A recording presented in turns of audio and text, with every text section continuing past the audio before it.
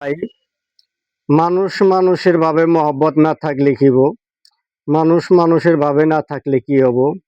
এইদিকে দেখেন কতগুলো বল্লা আছে এই জায়গাটায়। তো এই এক জায়গায় যদি এতগুলো বল্লা বসে একসাথে এরা আহার গ্রহণ করতে পারে, তো আর আমরা মানুষ হইয়া কেন একসাথে আহার গ্রহণ করতে পারি না? আমরা কি মানুষ কিছু বুঝি না? তো এই যে এই